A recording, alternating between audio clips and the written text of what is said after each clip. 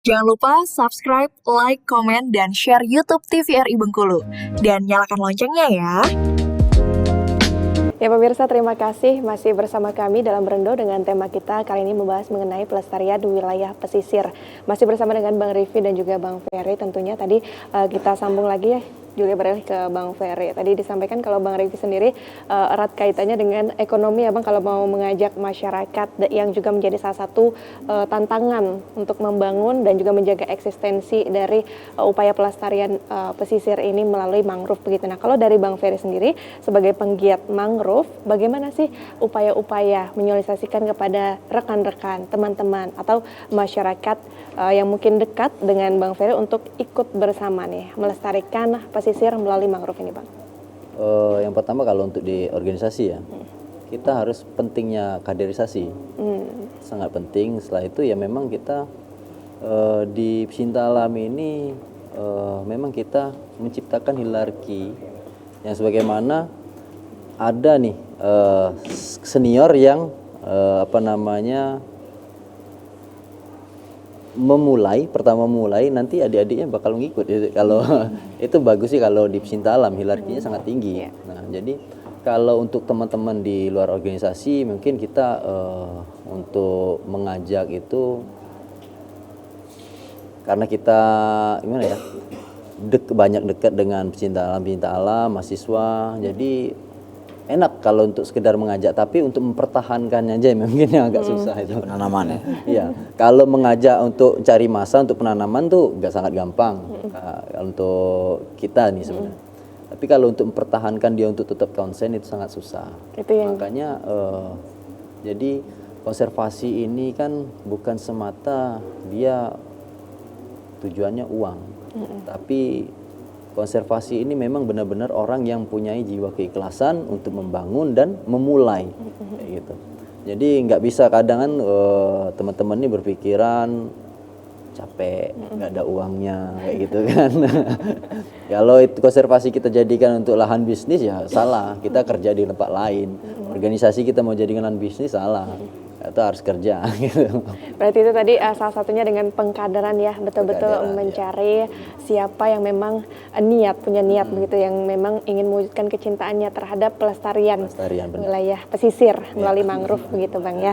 Baik, Bang, Bang Rify nih bisa diceritakan Bang program utama yang sedang dijalankan saat ini apa nih Bang? Boleh dibocorkan Bang?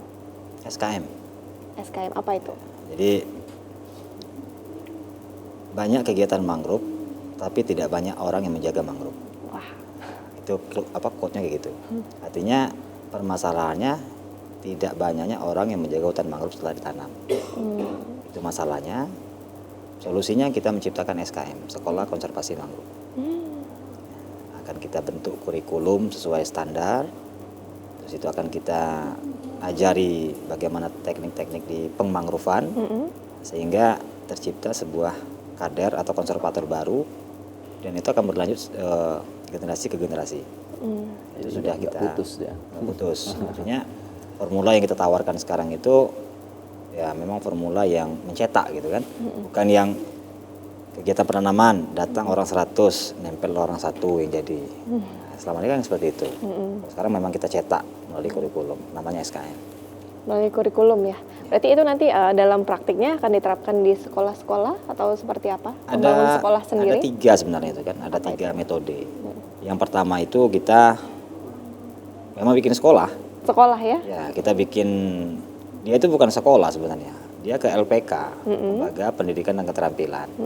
Tetapi kita branding dengan nama sekolah kan, karena dia ada kurikulum. Iya betul. Di salah satu lokasi kita itu kita akan bangun, mudah-mudahan kalau ada pendonornya nanti akan kita bangun sebuah sekolah yang memang betul-betul langsung berinteraksi dengan hutan mangrove gitu kan. Jadi sekolah itu adanya di pinggir muara. Wah.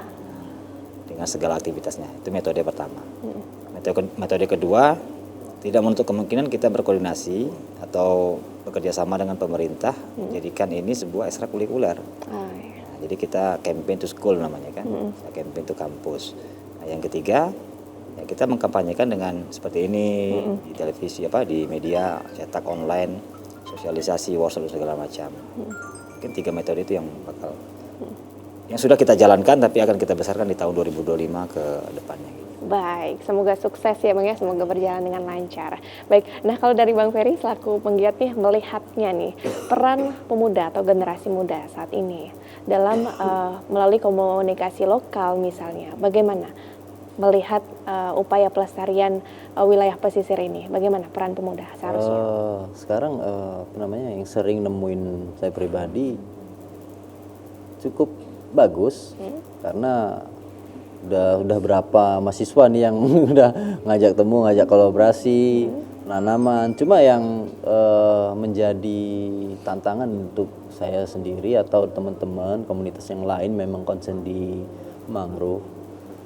Tantangannya seperti ini, ketika misalnya ada mahasiswa, itu mereka itu maunya, cuman ketika ada tugas dari dosennya.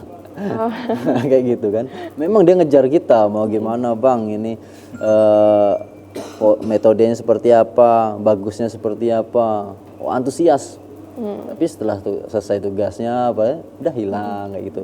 Itu yang menjadi PR untuk kedepannya. Memang benar seperti yang dibilang Bang Revi ini tadi, bahasanya memang digadang-gadang, bukan digadang-gadang, memang mempunyai keinginan sendiri kami dan beliau sendiri bahwasannya untuk menciptakan sekolah konservasi mangrove ini, SKM ini, agar terciptanya kader-kader untuk kedepannya. Setelah yang ini selesai ada lagi, setelah ini selesai ada lagi, jadi tidak terputus. Kalau sekarang ini kan kalau melihat yang konsen ya memang kayak di Emar sendiri memang konsen di mangrove. Nah, tapi kan kita berupaya nanti untuk teman-teman yang lain itu bisa ngajak untuk yuk kita sama-sama konsen bukan untuk organisasi tapi untuk daerah kita, kayak gitu kan. Bukan untuk organisasi aku hebat ini bukan, tapi ini wilayah kita loh Bengkulu yang dimana sebagian besar mungkin 85% itu pesisir, kayak gitu.